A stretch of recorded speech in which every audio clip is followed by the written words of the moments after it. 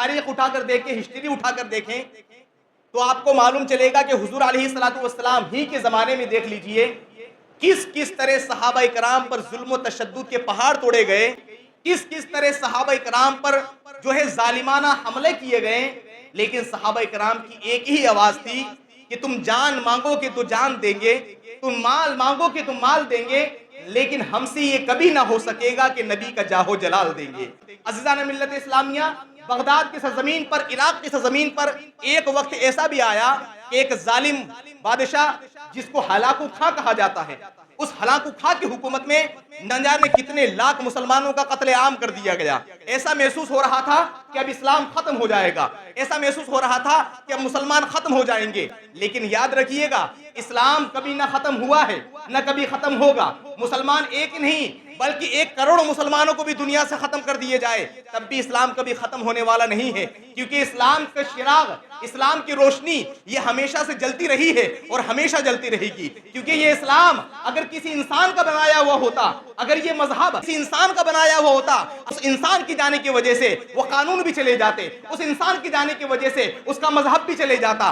اس انسان کی جانے کی وجہ سے اس کے مذہب کے قوانین بھی چلے جاتے، لیکن یاد رکھیے گا اللہ تبارک و تعالیٰ نے قرآن کریم میں ارشاد فرمایا ہے ان الدین عند اللہ الاسلام، یقیناً اللہ تبارک و تعالیٰ کے نزدیک قابل قبول جو دین ہے، ایکسیپٹڈ جو دین ہے وہ مذہب اسلام ہے، اور مذہب اسلام یہ کوئی زمینی دین نہیں ہے، یہ آسمانی دین ہے۔ اللہ تبارک و تعالیٰ نے اس دین کو عطا فرمایا ہے، رب قدیر نے اسلام کو عطا فرمایا ہے، اور رب قدیر جانتا ہے کہ اسلام کی ہم کیسے حفاظت کریں گے، تو ایک نہیں 1 کروڑ مسلمانوں کو بھی دنیا سے ختم کر دیے جائے تب بھی اسلام کا نام پہلے باقی تھا، آج بھی باقی ہے، اور انشاءاللہ الرحمن صبح قیامت تک باقی رہے گا۔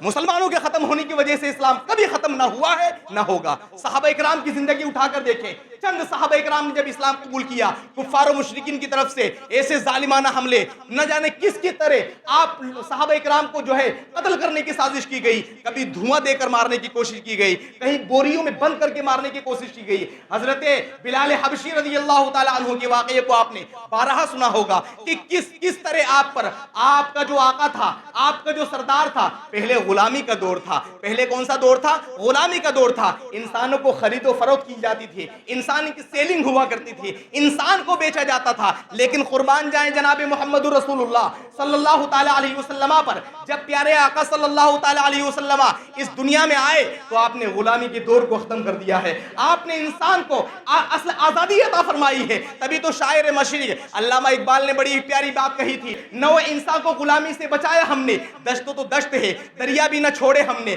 بحر ظلمات میں دوڑا دیے گھوڑے ہم نے۔ جب نبی آخر الزمان صلی اللہ علیہ وسلم اس دار فانی میں آئے تو آپ نے بتایا انسان کی اہمیت کیا ہے، انسان کتنا عظیم ہے، انسان کتنا بلند و بالا ہے، انسان بیچنے کی چیز نہیں ہے، انسان خرید و فروخت کرنے کی چیز نہیں ہے، انسان تو اللہ تعالیٰ کی بندگی کے لیے پیدا کیا گیا ہے، یہ ساری کائنات انسان کے فائدے کے لیے پیدا کی گئی ہے، انسان ایک دوسرے کے بیچنے کے لیے نہیں ہے بلکہ انسان تو ایک دوسرے سے فائدہ اٹھائے، انسان تو آپس میں بھائی چارگی اختیار کرے۔ حضور علیہ السلام آئے تو غلامی کا جنازہ نکال دیا گیا۔ عزیزان ملت اسلامیہ، بلال حبشی رضی اللہ تعالیٰ عنہ بھی ایک غلام تھے، اور آپ کا جو آقا تھا جس کا نام تھا امیہ بن خلف، اس نے کس قدر ظلم و تشدد کا آپ پر کیے، لیکن آپ کا ایک ہی کلام تھا، آپ کا ایک ہی جواب تھا، جیسے جیسے درد بڑھتا چلا جاتا ویسے ویسے دل میں عشق رسول کا چراغ روشن ہوتا چلا جاتا، جیسے جیسے درد میں اضافہ ہوتا چلا جاتا ویسے ویسے دل میں عشق رسول کے چراغ میں اور روشنی بڑھتی چلی جاتی، اور یہی کہتے